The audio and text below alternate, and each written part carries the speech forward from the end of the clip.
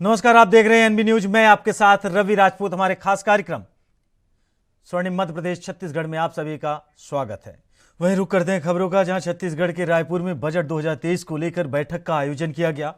बैठक में मुख्यमंत्री भूपेश बघेल शामिल हुए, जहां सीएम बघेल ने केंद्रीय वित्त मंत्री ने एनपीएस की 17,240 करोड़ की राशि लौटाने की मांग की है। इसी दौरान उन्होंने कहा कि राज्य अंश पृथक पेंशन निधि भी राशि जमा किया जाएगा।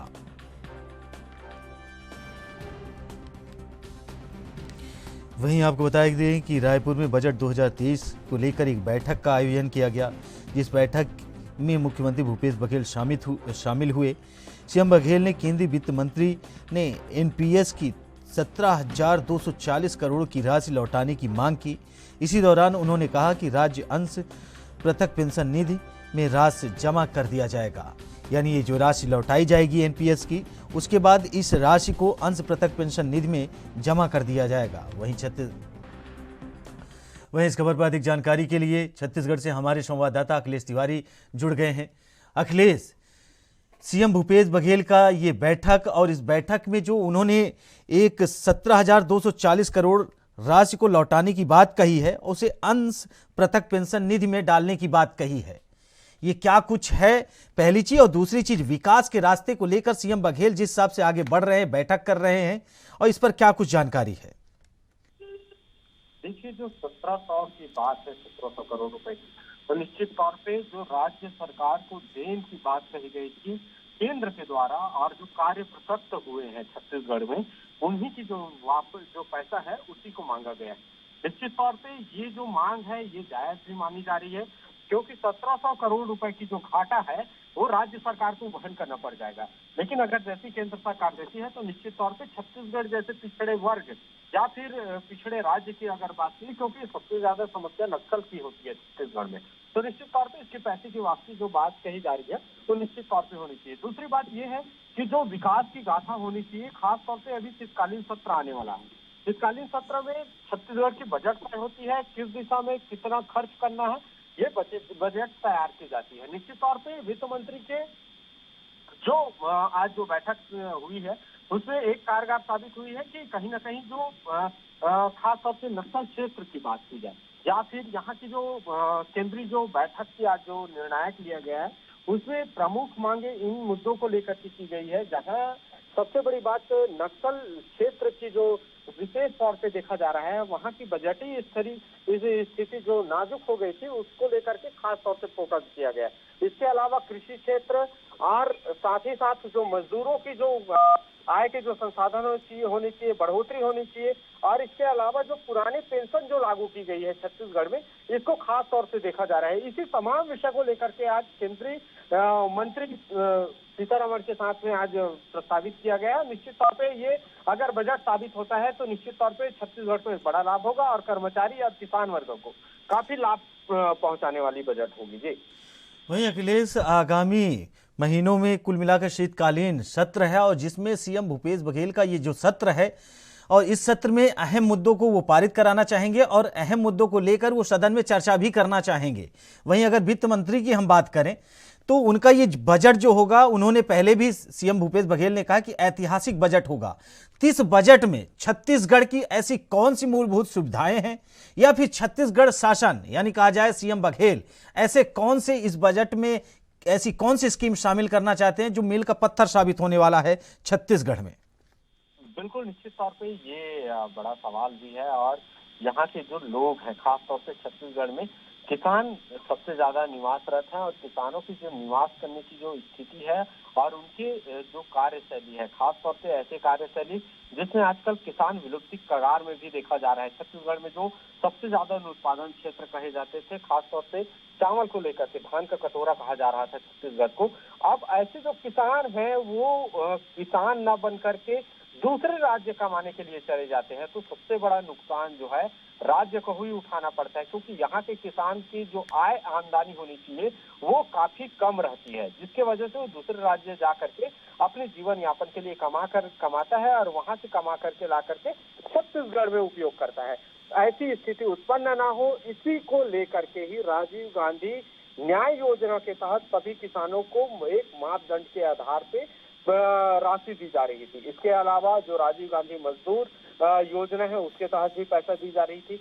इसके साथ साथ जो किसानों के जो कर्ज रहे हैं उसको माफ कर दिया गया। तो एक बड़ी निर्णायक फैसला भी लिया गया था और इसी को ध्यान में रखते हुए ये चुनावी वर्ष का सबसे बड़ा बजट माना जा रहा है। और अगले वर्ष चुनावी है, जाहिर सी बात है कि चुनावी जो मापदंड है और खासतौर से किसानों के लिए जो धान बेचने की प्रवृत्ति की गई थी, धान में जो कीमत है वो 2500 रुपए लगाया गया है, बोनस के तौर पे 300 रुपए घोषित की गई, कुल मिला के 2800 रुपए प्रति कुंटल के हिसाब से लेना है। ये तमाम विषय को लेकर के अगर बजट तैयार किया जाता है तो सबसे ज्यादा बजट कृषि विभाग में ही घुस जा रहा है। तो इसी को ध्यान में रखते हुए किसानों की जो मापदंड है और किसानों की जो उनकी जो आय होनी चाहिए उसको बढ़ाने के लिए मुख्यमंत्री भूपेश बघेल ने एक बजट के तौर पे खास तौर से मांगा हुआ है। और निश्चित तौर पे अगर ये बजट मिलती है तो किसान वर्ग को, युवाओं को और इसके अलावा जो अन्य वर्ग हैं उनको खास तौर से फोकस किया गया। तो निश्चित तौर पे ये जो यहाँ छत्तीसगढ़ के जो रहवासी हैं वो काफी संतुष्ट नजर आएंगे। वहीं अखिलेश, छत्तीसगढ़ का एक अहम मुद्दा है कुल मिलाकर, जो वहां पर लोग, जो गरीब तबके के लोग हैं, पलायन, यानी कहा जाए कि जो उस राज्य में रह के अपनी सही से जीविका नहीं चला पाने के कारण दूसरे राज्यों में रोजगार के लिए जाते हैं। क्या उनके पलायन को लेकर भी छत्तीसगढ़ की सरकार अब तक कोई ठोस कदम उठाई है? जी जी बिल्कुल, निश्चित तौर पे जो पलायन की स्थिति उत्पन्न हो रही थी उसी को ध्यान में रखते हुए एक नई योजना लागू की गई है। और इस योजना के तहत ही संदर्भित ये भी बोला जा सकता है कि कहीं न कहीं जो चुनावी वर्ष या फिर किसानों के लिए और मजदूरों के लिए किस तरीके से योजना बनाई जा सकती है, इसके ऊपर खास फोकस की जा रही है। इसके साथ साथ जो पलायन की स्थिति उत्पन्न होती है उनके अगर मजदूरी दर में अगर बढ़ोतरी कर दी जाती है तो निश्चित तौर पे जो पलायन की स्थिति उत्पन्न होती है छत्तीसगढ़ में वो नहीं होगी। इसके अलावा एक बात तो निकल करके ये भी सामने आती है कि जो इंडस्ट्रियल एरिया है वहां जाकर के काम किया जा सकता है, या फिर मनरेगा, ऐसे जो कार्य है जो मनरेगा के तहत भी किए जाते हैं। तो ऐसी स्थिति में मनरेगा के काम भी जो अभी लचर व्यवस्था में चल रही है, तो तमाम जो बड़ी सवालात है खासतौर से मजदूर वर्ग के लिए एक बड़ी समस्या निकल करके सामने आती है, जिनके पास न खेत है, न कुछ है, न जमीन है, न रहने के लिए घर हो पा रहा है। ऐसी स्थिति में अगर मुख्यमंत्री भूपेश बघेल ने एक बड़ा बजट तैयार किया है तो इससे सभी को लाभ मिलने वाला है। और जो बजट होगा वो निश्चित तौर पे चुनावी वर्ष के हिसाब से सबसे बड़ा बजट माना जा रहा है। और इसी को लेकर के मुख्यमंत्री भूपेश बघेल लगातार दौरे कार्यक्रम भी कर रहे हैं और भेंट मुलाकात के बाद फिर वो अपनी जो विकटता है उसको भी प्रदर्शित कर रहे हैं कि आखिर बजट तैयार होता है तो किन किन वर्ग को सम्मिलित किया जाएगा। रवि, वहीं अखिलेश, छत्तीसगढ़ में अगर ये कहा जाए कि 2023 में विधानसभा चुनाव है, सीएम बघेल बिल्कुल एक्शन मोड में है, उनका भेंट मुलाकात का कार्यक्रम हो, जनता से संवाद हो, प्रेस कॉन्फ्रेंस हो, तमाम वो हमेशा जनता के बीच में रहने के लिए प्रचलित है। लेकिन रही बात बीजेपी की, तो भारतीय जनता पार्टी वहां पर विपक्ष में है। तो आपको क्या लगता है कि छत्तीसगढ़ में ऐसे कौन से मुद्दे हैं जो मुद्दे इस बार के विधानसभा चुनाव में मील का पत्थर साबित हो सकते हैं, या फिर अभी तक जनता को उन मुद्दों में राहत नहीं मिल पाई है, छत्तीसगढ़ सरकार उन मुद्दों को सही तरीके से भुना नहीं पाई है? बिल्कुल, निश्चित तौर पे एक बात तो निकल करके सामने आती है कि चुनावी वर्ष के कारण ही जो बड़ा बजट की जो तैयारी है उसको लेकर के काफी चर्चा भी की जा रही है। आखिर किस आधार पे मुख्यमंत्री भूपेश बघेल बजट तैयार करेंगे, बजट के जो रूपरेखा है वो किस तरीके से होगा, ये पूरा पक्ष विपक्ष और तमाम जो बुद्धिजीवी वर्ग है वो भी लगाए बैठे हैं। लेकिन एक बात तो निकल करके निश्चित तौर पे समझ में आ रहा है कि आखिर क्या कारण ऐसा रह गया है जिसकी वजह से ही इस तरीके से जो मापदंड है वो तैयार किया जा रहा है, या फिर जो विपक्ष की जो भूमिका होनी चाहिए, खास तौर से जो भाजपा बैठी हुई है वो लगातार सड़क पर उतरने के लिए जो कवायद करनी चाहिए थी, लेकिन अब तक दिखाई नहीं पड़ रही है। और महंगाई की जो बात निकल करके सामने आती है, केंद्र सरकार को लगातार घेरने का जो प्रयास है वो राज्य सरकार छत्तीसगढ़, यहाँ के युवा वर्ग की जो बात की जाए लगातार धरना प्रदर्शन कर रहे हैं। यहाँ तक के अलग अलग बैलगाड़ी के माध्यम से प्रदर्शन किया जा रहा है, या फिर बात की जाए यहाँ कई एनएसवाई के महंगाई डायन की जो रैली निकाली गई थी। लेकिन अगर छत्तीसगढ़ कांग्रेस शासित प्रदेश है और यहाँ की जो विपक्ष में बैठी भाजपा है वो अब तक के रणनीति नहीं बना पाई है कि आखिर किस वजह से घेरा जा सकता है। मीडिया के सवाल के आधार पे ही जो एक भूमिका निभाई जा रही थी, या फिर माना जा सकता है कि भाजपा को विपक्ष के तौर पे मजबूती के साथ में प्रदर्शन करना चाहिए, वो अब तक के दिखाई नहीं हुआ है, न दिखाई पड़ रहा है। जो भी मीडिया सवाल करता है उसी के आधार पे भाजपा जो है अपनी जो तैयारी है उसको कर लिया जाता है। लेकिन हाल ही में जिस तरीके से अगर देखने को मिल रहा है छत्तीसगढ़ में, जब से प्रभारी के तौर पे भाजपा के ओम जी आए हुए हैं, तो निश्चित तौर पे एक बड़ी विकल्प के तौर पे, और जम के जो भाजपा जो यहाँ के संगठन मंत्री हैं उनको जम के फटकार भी लगाई गई। तो लेकिन आने वाले काल में ये देखने को जरूर मिल सकता है कि आखिर जमीनी लड़ाई भाजपा लड़ने के लिए तैयार और किस तरीके से रणनीति अपनाती है, ये भी देखने योग्य बात रहेगी। रवि, अखिलेश, आपका बहुत बहुत धन्यवाद, आप हमारे साथ जुड़े और अधिक जानकारी साझा किए। वहीं किसान सम्मान समारोह में शामिल हुए संसदीय सचिव गुरदयाल सिंह बंजारे ने वरिष्ठ किसानों का सम्मान किया और इनके साथ ही उन्होंने सरकार की योजनाओं और उपलब्धियों को गिनाया। प्रदेश के संसदीय सचिव और नवागढ़ विधायक गुरदयाल सिंह बंजारे इन दिनों अपने विधानसभा क्षेत्र में लगातार किसान सम्मान समारोह कार्यक्रम में शरीक हो रहे हैं। यहाँ वे क्षेत्र के वरिष्ठ किसानों का शाल व श्रीफल भेंट कर सम्मान किए, तो वहीं कार्यक्रम में सभा को संबोधित करते हुए सरकार की उपलब्धियां भी गिनाई है।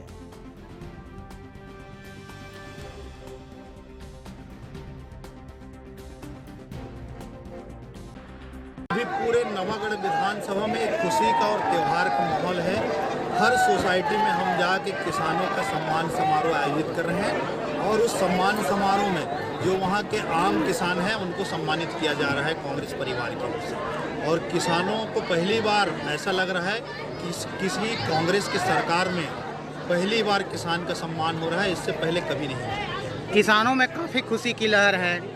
तो ये गुरदयाल सिंह बंजारे का चमत्कार है या कांग्रेस सरकार का? ये भूपेश सरकार का चमत्कार है और हम भूपेश सरकार के साथ काम करते हैं और उनके अंदर काम करते हैं।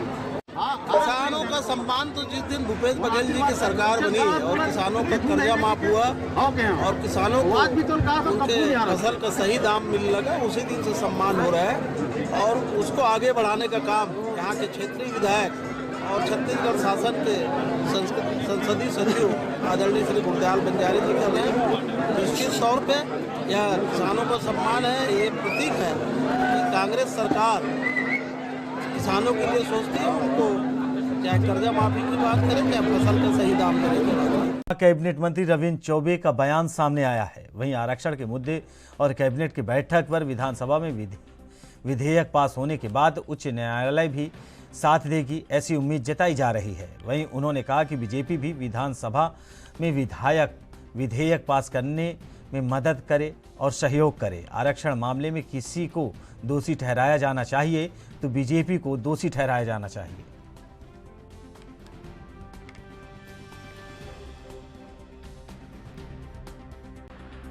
वित्त मंत्री के नाते हमारे आदरणीय मुख्यमंत्री जी ने भी उसमें भाग लिया है।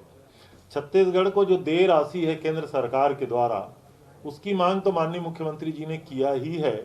छत्तीसगढ़ को जीएसटी की क्षतिपूर्ति, शेष जीएसटी, कोल का शेष, माइनिंग का जो शेष और रॉयल्टी का हिस्सा, ये सब मिला करके छत्तीसगढ़ को जो 20-22 हजार करोड़ रुपया लेना है, उसके अलावा पुरानी पेंशन योजना में छत्तीसगढ़ के शासकीय कर्मचारियों के लगभग 17,000 करोड़ रुपया की राशि, इसके संदर्भ में माननीय मुख्यमंत्री जी ने आज की बैठक में अपनी बात उठाई है। और हम उम्मीद करते हैं अगर दिल्ली की सरकार बजट बनाने जा रही है तो राज्य के इन हितों को उनको नजरअंदाज नहीं करना चाहिए। बीजेपी का कहना है कौशिक जी का इसमें कि जब फुल पेंशन सरकार ने अपने बजट में देकर घोषणा किया होगा, फिर अब केंद्र सरकार से राशि की मांग क्यों कर रहे हैं? हम केंद्र सरकार से 1 रुपया भी राशि अनुदान के रूप में नहीं मांग रहे हैं। हम छत्तीसगढ़ के कर्मचारियों के पेंशन की कटौती में जो उनकी हिस्सेदारी थी उसकी मांग कर रहे हैं, नंबर 1। और जो हमारा शेष है, जीएसटी है, क्षतिपूर्ति है, माइनिंग का, रॉयल्टी का, कोल का, ये जो बकाया राशि, वो छत्तीसगढ़ का अपना हक है, हमारा अधिकार है। केंद्र सरकार को इसकी पूर्ति आज नहीं तो कल तो करनी ही होगी। अभी छत्तीसगढ़ 2 साल कोरोना से उभर पाया है, हमें राशि की जरूरत है, उसकी मांग माननीय मुख्यमंत्री जी ने किया है। लेकिन जो हिस्ट्री रही है, पत्र भी लिखे गए, मुख्यमंत्री भूपेश बघेल ने भी पत्र लिखे, या दूसरे राज्य भी जो मांग कर रहे हैं उनको भी नहीं दिया जा रहा है, छत्तीसगढ़ को भी नहीं दिया? हमें लगता है कि केंद्र सरकार की भी आर्थिक स्थिति बहुत मजबूत नहीं है, उसके बावजूद भी राज्यों के हिस्से की राशि की कटौती करना केंद्र सरकार के लिए उचित नहीं है। संघीय व्यवस्था है, संघीय ढांचा है, केंद्र को हमारी राशि की। वहीं बीजेपी विधायक अजय चंद्राकर ने संसदीय कार्य मंत्री रविंद्र चौबे की अपील पर बयान देते हुए कहा कि सरकारी पूरी तरह से कंफ्यूज हो चुकी है। भानु प्रतापपुर उपचुनाव को देखते हुए सरकार हड़बड़ा गई है। उन्होंने कहा कि हम कांग्रेस की तरह राजनीति करने या चुनाव जीतने आरक्षण का सहारा नहीं लेते। साथ ही उन्होंने क्या कुछ कहा है, आइए आपको सुनाते हैं।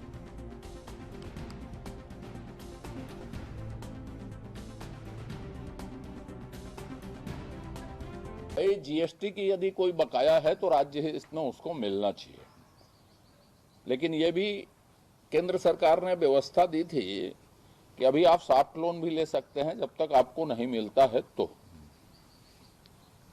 जिसकी अदायगी की उन्होंने बहुत सरल शर्तें रखी थी। दूसरी बात, आप नई पेंशन पुरानी पेंशन में बहस कर रहे हैं।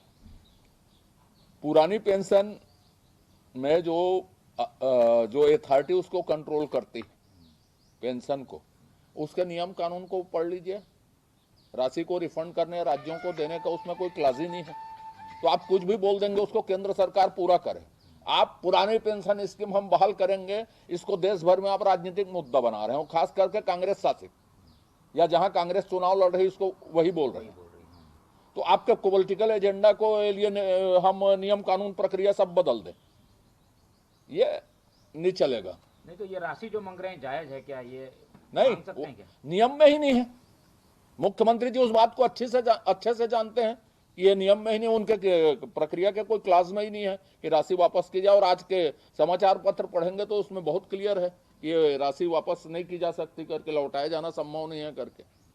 ये हम अलग से खाते में रखेंगे, उसमें खाते में रखेंगे बोलते हैं। मुख्यमंत्री जी ने आज कहा है शेष के पैसे को तो अलग खाते में नहीं रखे। कहा ये भी जा रहा है शेष के पैसे को तो दूसरे चीजों में उपयोग किया। हाई कोर्ट में जवाब नहीं दे पा रहे हैं, कौन भरोसा करेगा इनके ऊपर? कहा यह भी जा रहा है कि छत्तीसगढ़ सरकार ने ये फैसला तब लिया पुरानी पेंशन स्कीम लागू करने का जब राजस्थान सरकार ले चुकी थी और राजस्थान सरकार को केंद्र भूल चुकी थी कि पैसा नहीं मिला। ऐसा है कि आपके राजनीतिक घोषणाओं के लिए किसी नियमों का शिथिलीकरण नहीं किया जाएगा, और ये पेंशन अथॉरिटी ने भी कहा है और उसमें क्लास भी नहीं है। इसको घोषणा के पहले माननीय मुख्यमंत्री जी जानते थे, कांग्रेस के सारे लोग जानते थे, और वो वोट की राजनीति करने के लिए इसको लाया गया है। तो जरूरी नहीं है कि उसको पूरा किया जाए। मैंने कहा जीएसटी का बकाया है तो केंद्र सरकार ने जो उपाय सुझाया उसमें चले, या मिलना चाहिए कहा मैं तो। ये राज्य हित के विषय, आपके पॉलिटिकल एजेंडा के लिए शासन नहीं, जनता के। वहीं छत्तीसगढ़ के बेमेतरा में उत्तर बुनियादी इंग्लिश स्कूल बेमेतरा में पालकों की मांग करते हुए इंग्लिश मीडियम में इंग्लिश टीचर्स की व्यवस्था होनी चाहिए, जिससे कि पढ़ाई अच्छी तरह से हो सके। स्कूल में शिक्षकों की कमी है, जिसकी वजह से स्कूल सही तरह से संचालित नहीं हो पा रहा है।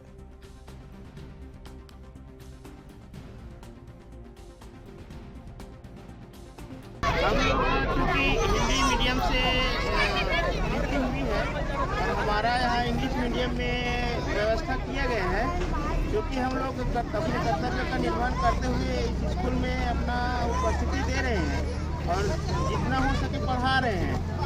बट जो ये इंग्लिश मीडियम है और हम लोग हिंदी मीडियम, तो उसमें पढ़ाने में थोड़ा अभी असुविधा उत्पन्न हो रहा है। तो हमने उसकी सूचना विभाग को दिया था कि हमको कुछ असुविधा है घर से, पढ़ाने के लिए तो हम लोग विद्यालय प्रतिदिन आ रहे हैं और जितना हो सकता है अपना पढ़ाई अध्यापन कार्य कर रहे हैं।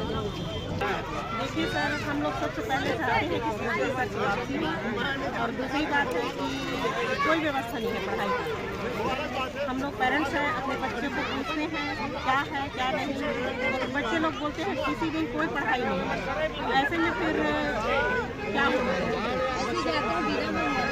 बिना होमवर्क के जाते हैं, बिना क्लास वर्क के जाते हैं, कोई पढ़ाई होता ही नहीं है।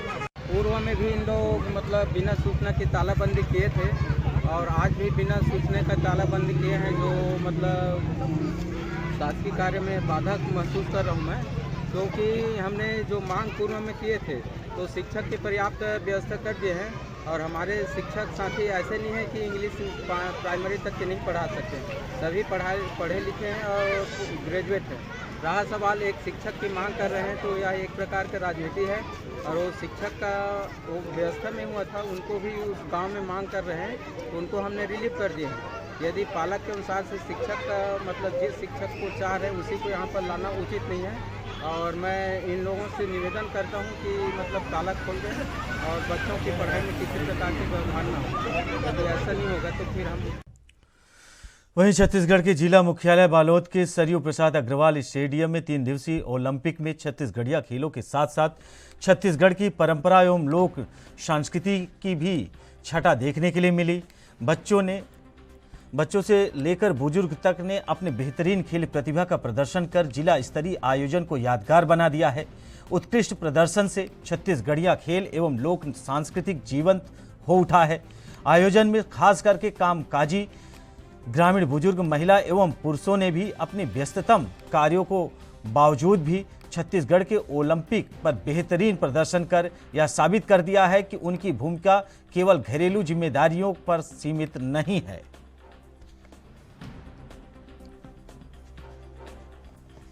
सम्मान्य हमारे मुख्यमंत्री जी की जो हमारे छत्तीसगढ़ की जो संस्कृति है, कला है, खेल कूद है वो विलुप्त हो पर जात रही से ओला आगे लाए के प्रयास करते, ओला संजो के प्रयास करते। निश्चित ही मैं अपन माननीय मुख्यमंत्री जी ला बहुत बहुत धन्यवाद दूँ ताकि जो 14 प्रकार के हमारे छत्तीसगढ़ के ओलंपिक है खेल है ओला आगे ला है। निश्चित ही आज युवा वर्ग तो हम पाठशाला में खेलत रहे, बाकी ये में 0 से 18 और 18 से 40 से हमारे 65-70 साल के जो बुजुर्ग हमारे सियान है वो ने खेल के बहुत आनंद लेते। निश्चित ही हमला अपन बचपना के याद आते। 25 साल पहले जो मैं गेड़ी दौड़ कर रहे हैं ओला आज कल में खेल के माध्यम से भौरा है, गिल्ली डंडा ओला हम भी कल खेले हैं जो हमारे खिलाड़ी बन खेली सोकर साथ में। निश्चित ही शासन, पुलिस विभाग और सभी जो शिक्षक गण है, कोच गण है, पीटीआई सर सबकी बहुत। स्वर्णिम मध्य प्रदेश छत्तीसगढ़ में हमारे साथ इतना ही। बाकी खबरों से जुड़े रहने के लिए देखते रहिए एएनबी न्यूज। नमस्कार।